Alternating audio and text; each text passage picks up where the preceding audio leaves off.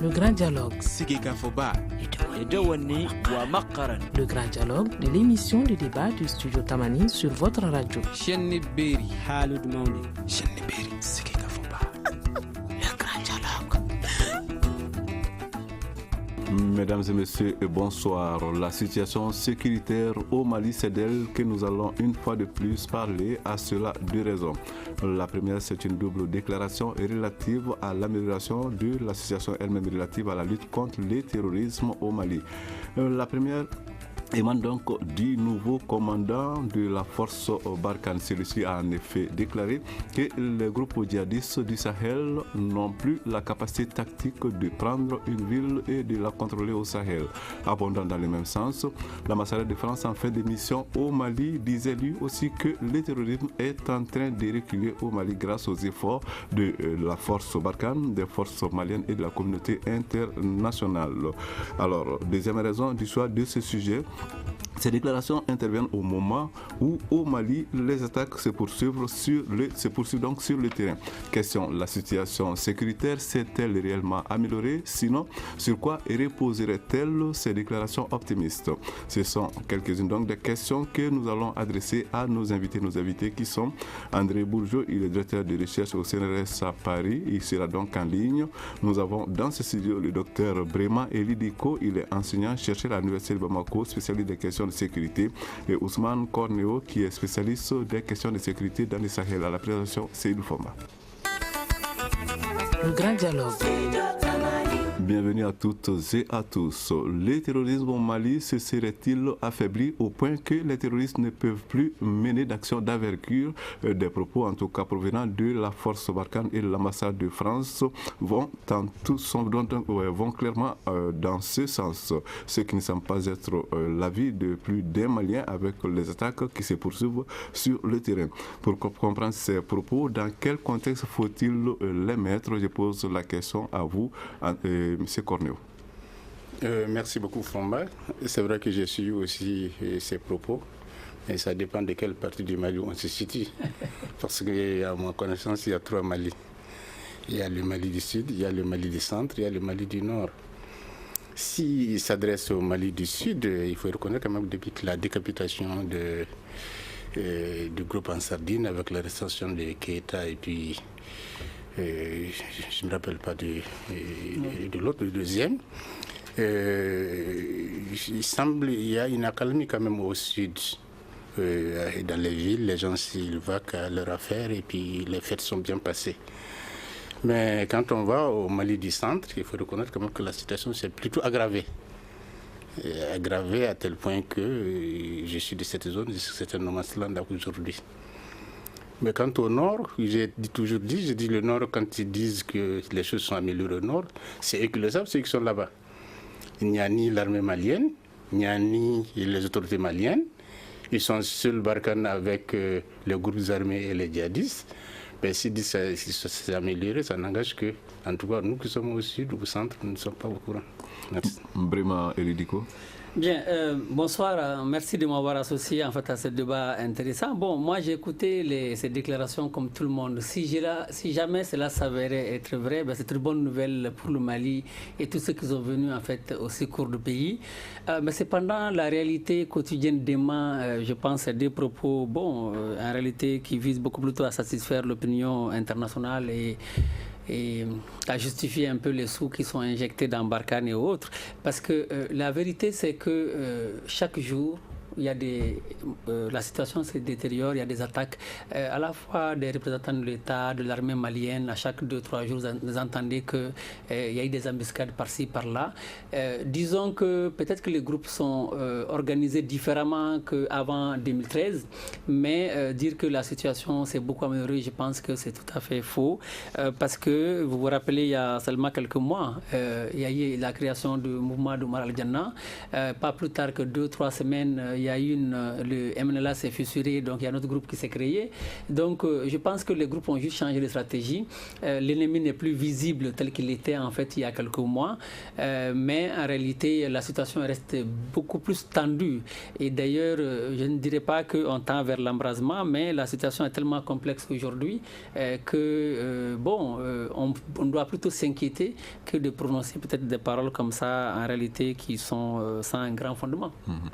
André Bourgeot, qui est donc directeur de recherche au CNRS, est en ligne à Paris. Monsieur Bourgeot, nous savons que vous vous intéressez de près quand même à la situation au Mali et c'est vrai que vos séjours sont en plus d'ailleurs fréquents.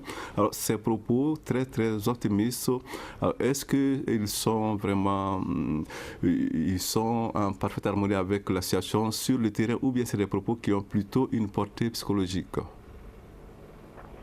Bon, je pense que c'est quand même des propos, excusez-moi, je vais les caractériser, c'est des propos quand même de nature un petit peu démagogique. Parce qu'au vu de ce qui se passe au Mali, disons, depuis 2 ans, il y a eu une accélération, que je date à peu près depuis 8 ou 10 mois, disons 1 an globalement, une accélération des pratiques perpétrées par les groupes armés narco-djihadistes, par les groupes salafistes djihadistes, qui ont changé de stratégie et qui ont capacité à s'adapter à une nouvelle situation politique et militaire. J'en veux pour preuve les attentats qu'il y a eu aux frontières, donc on peut dire qu'il y a un déplacement d'attentats de type terroriste salafiste djihadiste aux frontières. Encore plus récemment, ce qui s'est passé à la frontière nigéro-malienne, puisqu'il y a eu une attaque qui a été perpétrée sur les camps de réfugiés. Donc globalement, je dis bien globalement et ponctuellement, si on fait une addition des actes commis par les salafistes djihadistes, il y a quand même une aggravation de la situation. Par ailleurs, il est très difficile d'établir des distinctions entre les pratiques exercées par les salafistes djihadistes des activités de type criminel. Donc ça pose le problème de l'insécurité qui tend à se généraliser sur l'ensemble du territoire malien. Autrefois, ça veut dire il y a à peu près 1 an, c'était surtout le Septentrion qui faisait l'objet de l'insécurité. Ça renvoie aussi, quand je dis ça, ça renvoie aussi au contenu des accords d'Alger qui ont privilégié les situations politico-militaires au nord, et dans le Septentrion, et qui n'ont pas pris en compte ce qui allait se passer et ce qui se passe actuellement dans le Mali central, et plus particulièrement dans le Massina. Donc non, je pense que la situation s'est aggravée, même s'il y a eu des têtes pensantes qui ont été tuées, ça n'a pas contribué à une déstructuration, à un démantèlement des réseaux terroristes. Malheureusement, loin s'en faut. Allez-y. D'autre part, quand même, il faut aussi mentionner la prolifération, la création de milices d'autodéfense à caractère ethnique. Je ne vais pas faire un recensement détaillé, mais il doit y en avoir actuellement au Mali 6 ou 7. Vous avez la milice d'autodéfense Touareg Gatia, vous avez maintenant aussi une milice d'autodéfense Peul, c'est quand même un événement nouveau, et Peul, c'est pas n'importe quoi au Mali. Nous aurons l'occasion de revenir sur ces aspects. En attendant, voilà la question que je vais donc poser. Alors, Ousmane Cornéo, André Bourgeot le disait, l'ambassadeur de France au Mali dit qu'il faut faire la différence entre le terrorisme et les attaques qui sont souvent l'œuvre des bandits. Alors, comment procéder à cette délimitation? Je ne sais pas comment faire la délimitation parce que qu'il s'agit du terrorisme, les modes opératoires sont les mêmes, les conséquences sont les mêmes chez les populations. Je ne sais pas, pour moi c'est les mêmes. Il est vrai qu'avant la signature de l'accord, on avait pensé qu'il y avait les terroristes à part et qu'il y avait les groupes armés à part qui faisaient du banditisme et que dès que l'accord serait signé, les groupes armés allaient être du côté du gouvernement et qu'il y aura un seul ennemi qui serait les terroristes. Et tout le monde a été détrompé parce que après la signature de l'accord, les mêmes activités ont continué à tel point qu'on ne sait plus qui est bandit et qui fait des actions pour la survie et qui est terroriste. Mais qu'à cela tienne, moi je ne sais vraiment pas cette différence. Je sais qu'ils font tous la terreur et ils terrorisent les populations. Vraiment, Eli Diko, comment savoir au Mali, dans le contexte malien, qui est terroriste ou qui est simplement bandit? Bon, tout cela dépend en fait de qui parle. Hein. Vous savez que les autorités et les partenaires font le choix de considérer certains groupes comme étant des groupes en fait qui sont en fait des Maliens, donc qui réclament plus d'autonomie, de ceci, cela. Donc ça dépend seulement de qui parle. En réalité, il n'y a pas de frontières. Sur quels critères se base-t-il pour faire cette différenciation? Alors, en fait, dans le secret de Dieu pour maîtriser un peu tout ça. Dans tous les cas, moi je pense sincèrement qu'il n'y a pas de frontières entre les différents groupes. Peu importe qu'ils disent qu'ils sont indépendantistes, pas indépendantistes, djihadistes, de toute façon personne ne réclame, rares sont les groupes qui se réclament du djihadisme. Mais ce qui est sûr, tous ces groupes-là cohabitent sur les mêmes territoires, tous ces groupes-là sont composés des mêmes cousins, des mêmes amis qui ont appartenu au même groupe, et maintenant en fonction justement de l'occasion, on quitte un groupe, en fait on va dans l'autre. Vous prenez le HCIA, c'est beaucoup plus des gens de Ansardine, il ne faut pas se mentir, c'est ça la vérité. Mais de toute façon qu'aujourd'hui les HCIA se retrouvent dans la CEMA et que la CEMA soit en fait adoubée par la communauté internationale et par le Mali, même si le Mali est contraint de le faire, bon ça c'est autre chose, mais tout le monde le sait, au fond, même si les gens ne le disent pas, que dans le HCIA de façon générale, bon on a des gens qui ont appartenu au groupe djihadiste et qui en réalité continuent à avoir des relations avec les groupes djihadistes. Ça c'est le cas, mais dans tous les cas, moi je pense que quand vous prenez tous les groupes, peut-être à part les groupes d'autodéfense, tous ces groupes-là, à un moment donné, ont collaboré avec soit les narcotrafics, soit avec des groupes djihadistes. Maintenant, lorsqu'on veut négocier, bon, on peut juste se couvrir. On va dire, bon, on n'a plus de relation avec un tel groupe, ça c'est facile. Maintenant que la communauté internationale l'accepte et le dise comme ça, bon, pourquoi pas, ça les regarde en tant que politique. Mais dans les réalités, il y a une collaboration étroite entre tous ces groupes parce qu'ils sont tous sur le même territoire. Chacun négocie simplement sa place et c'est ce qui permet aux uns aux autres de survivre. C'est tout. Alors, professeur Bourgeot, des attaques qui sont signées des terroristes, d'autres signées, on dit, de simples bandits. Est-ce que le passage d'un côté à l'autre est aussi compliqué dans ce contexte? Je pense qu'il y a déjà une ambiguïté très très forte dans l'utilisation du terme terroriste. C'est un terme tellement général qu'on peut le mettre à toutes les sauces. Pour le moment au Mali, officiellement en tout cas, on applique le terme aux seuls groupes armés salafistes djihadistes. À mon avis, c'est un abus. Je pense que les activités et les actes terroristes dépassent largement ces groupes salafistes djihadistes. C'est la première chose. Et la deuxième chose, c'est que ces groupes ne sont pas des entités hermétiquement fermées, loin s'en faut. Il y a une sorte de porosité entre les différents groupes. Une fois, vous pouvez aller dans un groupe et puis le lendemain, enfin c'est une image le lendemain, aller dans un autre groupe. Donc il y a une grande flexibilité entre les différents groupes, les différents groupes qui souvent ont des objectifs un petit peu différents, mais qui se retrouvent quand même sur des invariants. Et c'est la raison pour laquelle je crois qu'on peut parler de porosité entre les différents groupes. Il suffit que dans un groupe, j'ai un élément de ma famille ou un voisin, etc. Et à la faveur d'une action, je vais rallier ce groupe-là ponctuellement.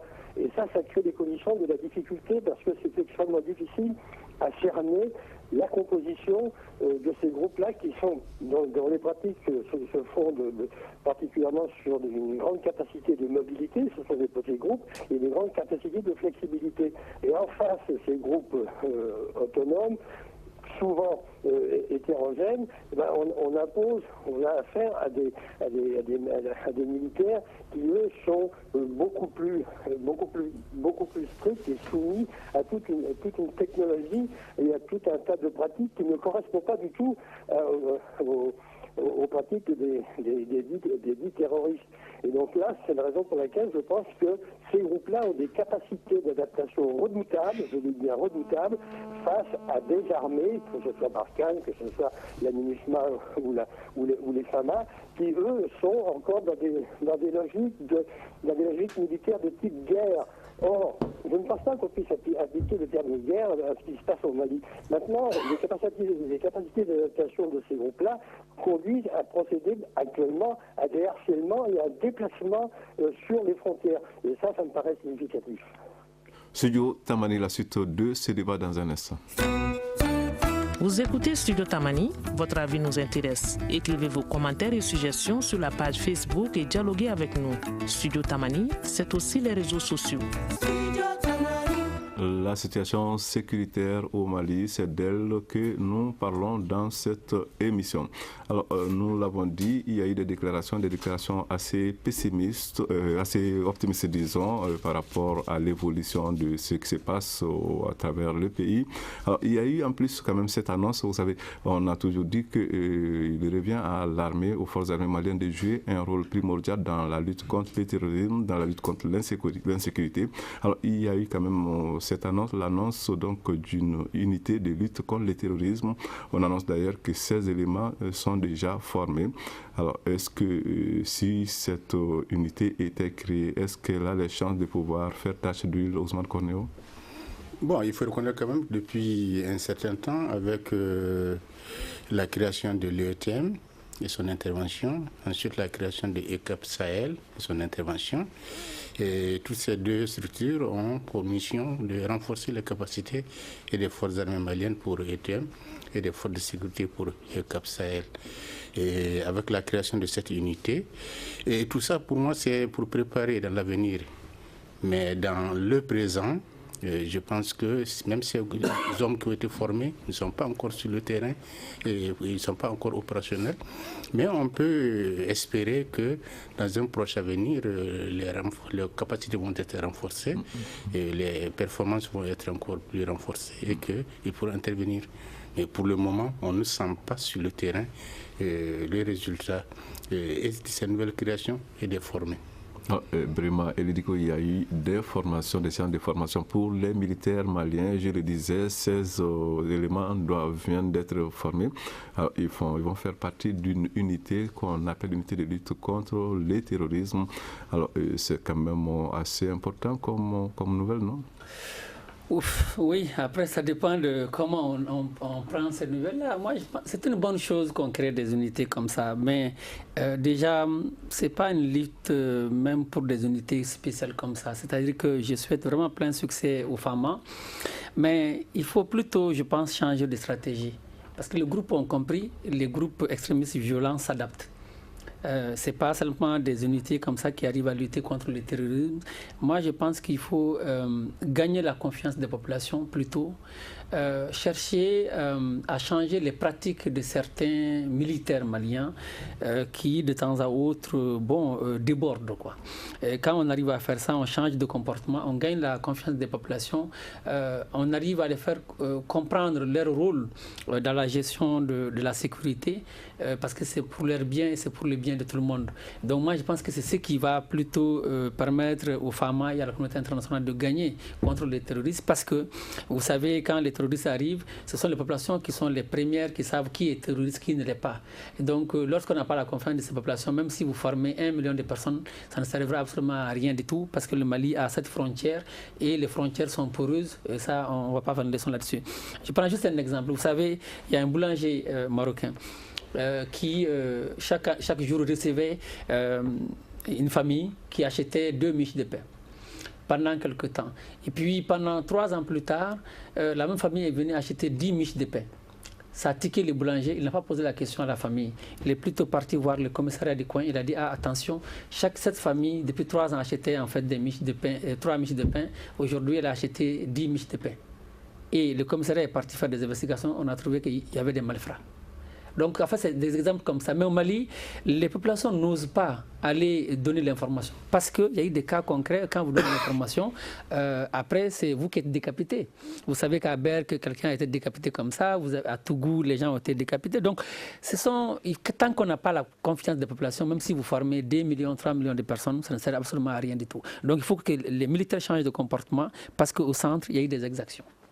Alors, professeur Bourgeot, quand on se réfère aux informations qu'on entend de temps à autre par rapport à la formation des militaires maliens, on a l'impression que les choses peuvent bientôt mieux aller, surtout l'annonce de la formation de ces 16 éléments qui vont faire partie d'une unité de lutte contre le terrorisme. Qu'est-ce que vous en pensez? Bon, au vu de ce que je viens d'entendre, comment dire, procéder à une formation, y compris dans des processus de spécialisation de groupe, c'est une chose en soi, le s'en fout, mais c'est largement insuffisant, bien largement insuffisant, parce que si on s'appuie une de démarche sécuritaire, spécialisée, professionnalisés, etc., le problème ne sera pas du tout résolu. On voit bien qu'actuellement au Mali, il doit y avoir à peu près 20 000 soldats, y compris des soldats étrangers, etc. Jusqu'à présent, ils n'ont entretenu aucun rapport privilégié avec les populations. Donc si cette armée malienne qui reçoit des formations spécialisées ne crée pas, mais ça c'est un problème aussi de décision d'ordre politique, si cette armée-là ne crée pas les décisions d'insertion, pas plus qu'une insertion avec la population, bon, ce sera voué à l'échec, d'autant que l'armée malienne est traversée aussi par des contradictions, par des enjeux et par des positions politiques qui ne sont pas homogènes. Tout à l'heure, l'intervenant précédent faisait référence au Mali central. Les propos que tiennent les populations du Mali central et plus particulièrement les Peuls dénoncent les exactions commises par certains éléments des FALA. Des exactions qui vont jusqu'à l'exécution de assimilés aux djihadistes. Donc vous voyez, il y a toute une campagne de sensibilisation pour modifier l'état d'esprit au sein de l'armée malienne parce que certains de ces éléments-là ne sont pas encore dans une conception et dans une pratique d'armée nationale républicaine. C'est ça, me semble-t-il, le gros problème. Alors, nous allons à présent nous intéresser à une loi. Il s'agit de la loi de programmation militaire. N'est-ce pas là un élément important dans la sécurisation du pays, Ousmane Cornéo? Oui, la loi de programmation militaire s'adresse aux militaires. Mais il faut rappeler aussi qu'ils sont en train de réfléchir sur une loi d'orientation et de programmation de la sécurité. Parce qu'initialement, on avait pensé que la loi d'orientation et de programmation militaire prenait en charge et les militaires et les agents de sécurité. Et ce n'est pas le cas. Non, ce n'est pas le cas. Actuellement, ils sont en train de réfléchir, ils sont en train d'élaborer une loi d'orientation et de programmation de la sécurité. Parce qu'en fait, la sécurité relève des agents de sécurité. Bon, il faut reconnaître que tout ça, ce sont des mesures qui pourront porter leurs fruits à moyen et long terme, pas aujourd'hui. Aujourd'hui, c'est dont on a besoin des forces de sécurité qui ont un comportement adéquat et qui se rappellent qu'ils sont dans un pays en guerre, qui n'attendent pas d'être attaqués pour réagir, mais qui anticipent sur les choses et qui prennent des indices, qui ont des indices qui les permettent d'identifier les malfaiteurs, les terroristes et qui les mettent hors d'état de nuire. Et c'est ça, c'est tout un certain nombre de comportements qui doivent être développés en attendant que ces deux lois puissent être appliquées et que les énormes moyens qui sont annoncés puissent être mobilisés et qu'il y ait aussi la formation, l'équipement, les infrastructures qui rendent beaucoup plus performantes aussi bien les forces armées que les forces de sécurité. Bien, moi je pense que avoir une loi est une bonne chose, mais au Mali en réalité c'est pas ce qui manque. À longueur de journée on adopte des lois, mais c'est la question de l'application des lois. Dans tous les cas, les lois sont appliquées par des personnes. Réformer le secteur, enfin la loi de programmation militaire rentre dans le cadre de la réforme du secteur de la sécurité. Le problème, je pense, au Mali, c'est qu'on a tendance à croire que la sécurité incombe seulement aux militaires ou en tout cas aux porteurs de réforme. Comme j'ai dit, tant qu'on n'aura pas une autre lecture de la sécurité, en associant la population à cette lecture-là, à la question de la sécurité, l'insécurité va toujours régner. Les premières victimes sont la population. Comment vous voulez résoudre un problème sans les propres bénéficiaires? Ça ne peut pas marcher du tout, donc c'est une bonne chose, ça fixe le cadre, ok, mais il y a eu tellement de lois avec tellement d'insuccès que finalement on se rend compte que les lois sont un peu comme les pompiers, ça arrive un peu en retard. Bon, si la loi permet de mettre plus de moyens à la disposition des militaires et de les former, tant mieux, mais tant je pense redéfinir la stratégie pour faire en sorte que les populations soient au centre de cette lutte contre l'insécurité de façon générale, je pense qu'on n'ira pas loin. C'est ça la vérité. Et depuis jusque-là, on est en train de faire une lecture un peu top-down, quoi. Tout est défini dans les assemblées, on vote des choses, on forme les militaires, mais on se rend compte que c'est une question de comportement et une question de gouvernance. Dans tous les cas, l'insécurité elle est quotidienne, les gens vivent au jour le jour et les exactions sont quotidiennes et il y a eu beaucoup d'amalgames. Et tant que rapidement on ne voit pas la question de la gouvernance même au niveau des localités, l'insécurité va continuer en fait à grimper. Parce que nous savons, vous prenez le centre, hein, beaucoup de personnes en réalité ont des dents contre les représentants de l'État, les assassinent au quotidien. Non pas parce qu'ils sont djihadistes ou autres, mais parce qu'à un moment donné, il y a eu un problème de gouvernance, à la fois des préfets, des sous-préfets, des gendarmes, des agents des eaux et forêts, des justices mal rendues. En fait, on n'a pas trouvé la solution à ça. On est en train de faire comme si c'est un épiphénomène. Moi, je pensais sincèrement, quand Malemana en fait est arrivé, qu'au-delà donc des habitudes forums, des histoires de missions qui viennent, qui essaient de dire oui, dialoguons depuis 1000 ans, en fait on vit. Ça c'est du baratin, ça c'est bien. Mais il faut dépasser ça pour arriver en fait à situer les responsabilités, à savoir qui a fait quoi, et à un moment donné, en fait, à appliquer la justice. Comment vous voulez qu'une loi arrive à résoudre le problème tant que en fait il n'y a pas de justice? Donc c'est vraiment ça en fait. Si on arrive à revoir la gouvernance en attendant, parce que la loi ça prendra du temps, hein. On va voter ça, on forme les militaires, mais la formation prendra du temps. Et les gens pendant ce temps-là continuent à acheter des armes, à régler eux-mêmes les problèmes. Et donc l'État lui est absent. On va envoyer des militaires avec très peu de moyens qui vont en fait adopter l'ancienne stratégie en fait de recherche des terroristes et autres. Et en même temps, de temps à autre, il y a des amalgames, on fait des arrestations. Les gens sont frustrés, des frustrations en frustration. Si on ne change pas la stratégie, les gens vont en fait être vexés et être tentés à être cooptés par tous les différents groupes d'autodéfense et autres groupes djihadistes, comme on disait. Les frontières sont poreuses. Les gens vont dire, si l'État n'est pas là, nous en fait on résout nos problèmes. Le professeur Bourgeot et Ibrahima Eli Diko le disaient, une loi c'est bien, mais elle ne résout pas tous les problèmes. Mais est-ce que ce n'est quand même tout de même pas important qu'on ait songé à une loi de programmation sécuritaire en plus de la programmation militaire? Oui, je répondrai que la loi a souvent comme valeur la valeur de la loi, pas plus, parce qu'effectivement se pose le problème des conditions d'application, voire d'instrumentalisation de la loi qui ne s'exerce pas toujours à des fins juridiques. En utilisant ce type de langage, je fais référence aussi à l'impunité. C'est-à-dire que la loi, on le voit, elle est souvent transgressée, c'est un euphémisme, y compris par les autorités politiques. Donc, quelle est la valeur concrète d'une loi? Et je voudrais reprendre le raisonnement que j'ai engagé tout à l'heure à propos de la formation des militaires. C'est une bonne chose, cette formation, la formation de groupes spécialisés, mais à ma connaissance, je ne suis pas dedans, mais ces groupes spécialisés, ils sont tous formés sur la base de techniques militaires. Ça veut dire que tout l'aspect sociologique, tout l'aspect psychologique, qui me paraît fondamental, en tout cas tout aussi important que les techniques militaires, sont complètement évacués. Donc ça repose le problème de la nature de la formation. Et dans le contexte qui prévoit actuellement, qui est un contexte de conflit, on ne peut pas faire l'économie non plus d'introduction d'un minimum d'approche sociologique et d'approche aussi psychologique. Parce qu'on voit bien, le pays actuellement est divisé en ethnies, avec plus particulièrement à travers les milices d'autodéfense, etc. Donc il y a tout un travail de nature anthropologique et politique à faire auprès des hommes en uniforme, y compris les hommes en uniforme de Barkhane, parce que eux aussi, ils exercent, ils sont animés par des logiques de techniques militaires. Mais tous les aspects sociaux, pour parler là, sont souvent évacués. Donc je pense que une formation qui voudrait être efficace renvoie à deux choses. Les conditions d'insertion, de collaboration, c'est peut-être un peu trop fort.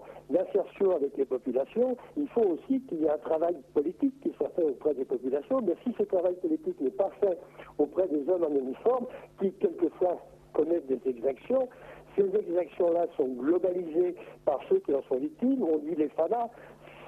C'est pas les FANA en soi, c'est certains éléments ou certains donneurs d'ordre qui donnent l'autorisation ou qui couvrent ces exactions-là. Donc, encore une fois, j'insisterai beaucoup sur la nécessité d'engager des processus de sensibilisation fondés sur des approches anthropologiques, sociologiques et politiques qui visent justement à modifier, à changer l'état d'esprit. Ça va demander du temps, mais si on commence comme ça, je pense que ça peut avoir un impact important parce que ça crée des conditions de la reconnaissance de l'autre. Et ça me paraît fondamental. On se retrouve dans un instant pour la suite de cette émission. Une réaction, un avis, un commentaire. Réagissez sur la page Facebook de Studio Tamani et restez connectés avec nous. Studio Tamani sur les réseaux sociaux pour vous faire entendre. Puisqu'il est question des forces de sécurité maliennes, on ne peut s'empêcher de poser cette question par rapport quand même à un événement récent. Le ministre de la Défense a été remplacé. On ne sait forcément pas pour le dessous de ce départ, mais peut-on parler de l'existence d'une volonté véritable d'aller vers le renforcement des forces armées maliennes, Ousmane Korné? Bon, ça c'est une question politique. Et c'est un terrain sur lequel je ne souhaiterais pas m'hasarder, mais c'est que je sais quand même que je n'ai pas douté un seul moment de la volonté politique. Mais il faut reconnaître que la volonté seulement ne suffit pas. Pour diriger un département comme la défense, un département comme la sécurité, en plus de la volonté politique, il faut aussi avoir la maîtrise du sujet. Et en cela, j'ai toujours pensé quand même qu'il y avait peut-être au Mali bien meilleure personne pour maîtriser le sujet de la défense que celui qui l'occupait. Surtout que les débats qui ont précédé son départ quant aux attitudes que les forces armées et de sécurité devraient adopter face aux différentes attaques m'a laissé sur ma faim par rapport à la position qu'il avait. Donc il n'y a pas peut-être un lien entre les deux événements, n'est pas à exclure, peut-être. Bon, je ne sais pas. Je dis que c'est politique. Le président a le libre choix de composer son gouvernement sur le Premier ministre. Mais j'ai dit que je ne doute pas de la volonté politique du gouvernement. Mais comme je l'ai dit, je répète encore, seulement la volonté ne suffit pas. Et quand un pays est en crise comme celui du Mali, on a besoin vraiment de quelqu'un qui connaît le métier, un technocrate et qui sait prendre des décisions et quand il faut, au moment où il faut. Merci. Docteur Brema Elediko. Bon, disons que nul n'est irremplaçable. De toute façon, un ministre occupe un poste politique, donc il est sur... bon, c'est un jeu de chaises musicales. Il n'était pas là, il est venu, il est parti. Donc, bon, on lui souhaite une bonne vie politique. Est-ce que le changement de ministre en soi résout le problème? Je ne pense pas. Mais généralement, lorsqu'il y a un problème comme ça dans un département, pour calmer un peu les esprits et montrer qu'on a de l'initiative, souvent, il est de coutume de changer de ministre. Donc, c'est beaucoup plus ça.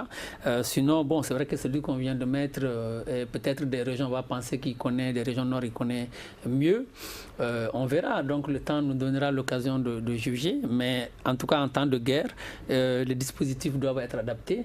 Parce que, qu'on le veuille ou pas, bon, l'insécurité qu'on a aujourd'hui, on ne l'a jamais connue. Et la situation est telle qu'il faut encore redoubler d'efforts pour que nos forces armées de sécurité soient mieux outillées pour pouvoir s'adapter en fait à la nouvelle menace à laquelle ils font face. Professeur Bourgeot, pour gérer une situation sécuritaire comme celle qui prévaut au Mali, ce n'est pas simple. La seule volonté politique ne suffit pas, mais la volonté politique est quand même indispensable, non? Bon, la volonté politique, elle est fondamentale, elle est capitale, à condition qu'elle s'applique, à condition qu'il y ait effectivement des actes politiques qui soient mis en œuvre pour aller dans le sens de la sécurisation, cette fois-ci, de l'ensemble du pays. Parce que quand même, la sécurité, elle se ramifie de plus en plus sur l'ensemble du territoire national. Alors ça nous permet de revenir aux accords de paix dits accords d'Alger. Les accords de paix prévoient la tenue d'une conférence d'entente nationale.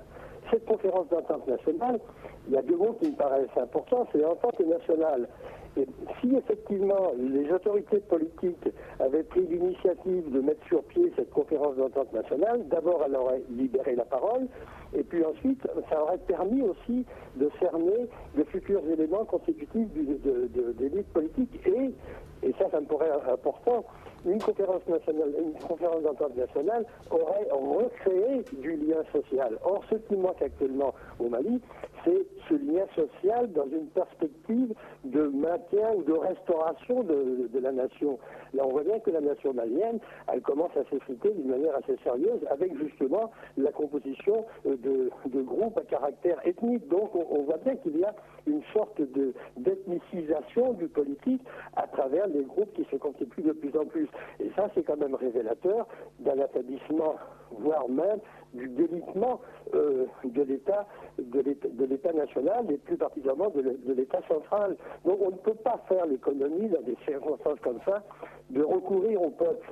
Et une conférence d'entente nationale, c'est aussi un moyen de restaurer du lien social avec le peuple, cette fois-ci le peuple au niveau national, mais aussi avec les populations locales et régionales. Je pense que ce serait peut-être une possibilité de restaurer ce lien social.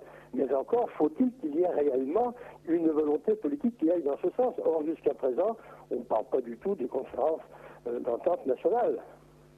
Ça, je le regrette beaucoup. Les uns et les autres l'ont effleuré, les groupes qui se constituent, les groupes Peul, on en parle beaucoup ces derniers temps.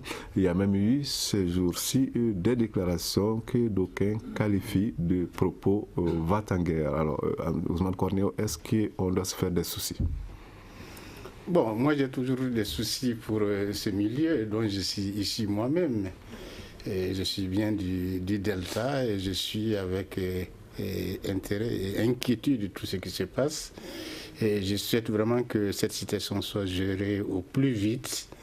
Mais ce n'est pas facile actuellement, à l'heure actuelle, à la saison qui fait. Il n'est pas facile d'opérer ni dans le Delta, ni dans le Gourma, parce qu'on ne peut pas circuler. Donc, je crois qu'on risque de prendre encore notre mal en patience, mais il faut quand même qu'on y veille, parce que je crois que ça sent très mauvais, tout ce qu'on apprend de cette zone, de ce qui se prépare. Malheureusement, comme je connais cette zone, je sais qu'on ne peut rien faire pour le moment. Docteur Brema Elidiko. Bon, vous savez, quand Oumar Al-Janna a créé le mouvement, j'avais la chance de venir sur ce plateau et j'avais dit que si on ne prend pas la mesure du phénomène, d'autres groupes allaient se créer. Et je réitère ce propos. Je pense que jusque-là, d'autres groupes sont en voie de création. Il y a des groupes qui sont créés, mais qui ne sont pas en fait officialisés. Donc du coup, on a l'impression que bon, il n'y a que 4 ou 5 groupes d'autodéfense en réalité qui ont voix au chapitre pour le moment. Il n'y a pas de groupe armé Peul en tant que tel. C'est vrai que dans la zone de Mondoro, vous avez Dental Poulakou, vous avez le mouvement de Oumar Al-Janna. Mais Oumar Al-Janna aujourd'hui, s'il avait dit que c'était Alliance pour la sauvegarde de l'identité Peul ou autre, aujourd'hui ce mouvement est beaucoup plus composé de différents groupes. Hein. Il y a des Peul, il y a des Bambara, des Mor, des Dogon et d'autres communautés. Donc c'est pour dire qu'en réalité, aujourd'hui, il y a beaucoup de frustrés qui se retrouvent dans différents groupes, que le MSA vient d'être créé, donc une branche de MNLA. Ce n'est pas exclu que dans quelques temps que les Dogon ont créé leur groupe. Hein. Je ne le dis pas parce que je suis pessimiste, mais c'est simplement la réalité. Vous savez, moi j'ai quitté Douanzan il y a une dizaine de jours. Moi j'étais frappé que d'ici Douanzan et de Douanzan à ici, aucun de nos cartes n'a été contrôlé et que tout ce qu'on nous a demandé, tout ce qu'on a contrôlé en réalité, ce sont nos pièces d'identité. Quand vous n'avez pas de carte d'identité, vous payez 1000 francs. Quand vous avez une carte d'identité qui est périmée, vous payez 500 francs. Donc c'est ce que j'ai vu. Donc tel que j'ai vu la situation, bon, j'ai l'impression que, en tout cas, les gens qui s'occupent de ça n'ont pas pris la mesure du phénomène et de frustration en frustration avec la prolifération des armes légères. Moi, j'ai quitté Djabali au mois de mai dans le cadre d'une étude sur l'extrémisme violent. Ce que j'ai entendu, ce que j'ai vu, en réalité ne présage rien de bon et je n'ai pas tout à fait l'impression que le centre soit une préoccupation majeure.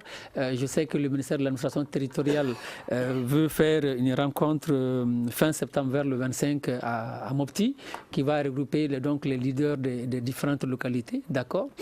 Mais en réalité, tant qu'on ne touche pas à la racine du mal, les groupes vont continuer à se créer et je n'ai pas l'impression qu'on condamne même la création de groupes d'autodéfense.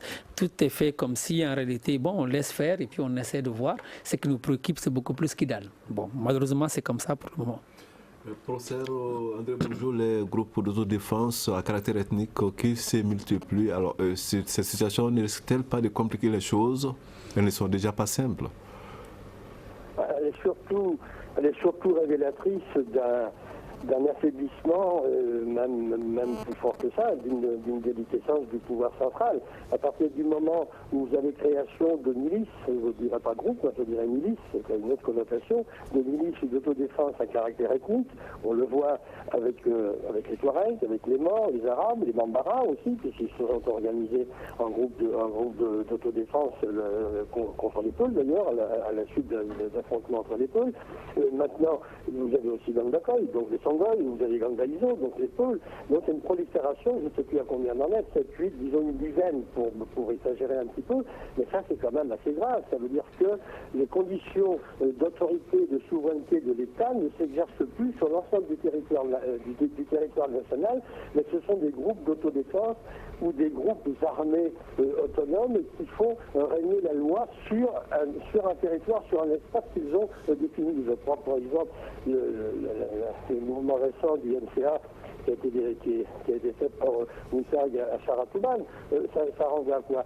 Ça renvoie à une nouvelle territorialité. Ça veut dire qu'actuellement, la notion de territoire national n'a plus de validité opératoire qui peut s'exercer sur l'ensemble du territoire, puisque se mettent en œuvre à une multiplicité de territorialités qui sont contrôlées et soumises à des pouvoirs locaux armés. C'est quand même une situation extrêmement grave. Alors, il nous reste très peu de temps. Cette dernière question, chacun va y répondre en retenant qu'il n'aura qu'une seule minute. Alors, on commence par vous, André Corneau. Est-ce qu'on sent aujourd'hui un changement au niveau du mandat de l'ONU qui devrait en principe être robuste? C'est ce qu'on avait dit après son renouvellement. Pas de changement perceptible sur le terrain, pour moi. Aucun changement? Aucun changement. Brema Eridiko? Sincèrement, moi je pense que pour le moment ça ne sert pas à grand chose. En tout cas si ça ne sert pas les populations, peut-être ça sert tous les fonctionnaires et tous ceux qui sont signataires de tout ça. Mais les populations continuent à souffrir. Et donc, le changement n'interviendra que lorsque les missions des Nations Unies, lorsque les FAMA, lorsque tous les partenaires mettront les populations au centre et qu'on se rendra compte que dans le cadre de la réforme du secteur de la sécurité, ce sont les populations qui sont les victimes et c'est elles qui, en réalité, sont les plus aptes à dire les conditions de collaboration. Donc, il faut gagner plutôt leur confiance. Sinon, pour le moment, on a l'impression que tout cela là va de mal en pire. Professeur André Bourgeot, est-ce que vous sentez le mandat de l'ONU, le mandat de l'aménagement un peu plus robuste après son renouvellement? Non, ça me fait sourire parce que depuis que l'aménagement existe, on pose toujours la même question. Donc, au vu, encore une fois, moi j'ai l'habitude de m'appuyer sur des faits, sur du concret. Je ne vois pas en quoi cette grande mission internationale de l'ONU est porteuse de changement. Je pense que s'il y aurait changement, le changement ne peut que résulter de la modification des rapports de force politique au niveau national. Et cette modification des rapports de force politique au niveau national postule l'implication des populations et du peuple malien dans leur destin. Or, jusqu'à présent, ils sont quand même un petit peu écartés. Si je renvoie toujours au problème de la signature des accords de paix, moi j'ai été choqué, non pas que je sois un grand fétichiste de la démocratie, mais j'ai quand même été choqué que ces accords de paix n'aient pas été discutés au sein de l'Assemblée nationale. L'Assemblée nationale, quand même, elle incarne aussi le pouvoir du peuple, puisque ce sont les élus du peuple. Alors on signe des accords et on ne prend pas du tout en considération des instances qui sont directement concernées. Donc c'est quelque chose quand même qui me choque. La deuxième chose aussi qui est assez révélatrice, quand vous avez les autorités intérimaires qui veulent s'exercer, qui veulent s'appliquer, l'exemple de Gao, quand vous avez une armée qui est nationale républicaine qui tire, je dis bien qui tire sur des manifestants qui organisent une manifestation pacifiste, 3 morts, moi ça me fait froid dans le dos. Et ça a été aussi la même chose plus récemment à Bamako. Et donc il y a quand même un gros travail politique, de sensibilisation politique, psychologique, sociologique, si vous voulez, à faire auprès aussi des hommes en uniforme. Je ne sais pas s'il y a eu des sanctions qui ont été prises, mais encore une fois, quand une armée républicaine tire sur des manifestants pacifistes qui étaient de surpoids. Merci beaucoup, merci professeur André Bourgeot, merci beaucoup pour votre disponibilité. Merci à vous, docteur Brema Eridiko. Merci également à vous, Ousmane Cornet, pour votre participation. Nous nous retrouvons demain pour un autre sujet. À demain donc. Le grand dialogue. Le grand dialogue de l'émission de débat du studio Tamani sur votre radio.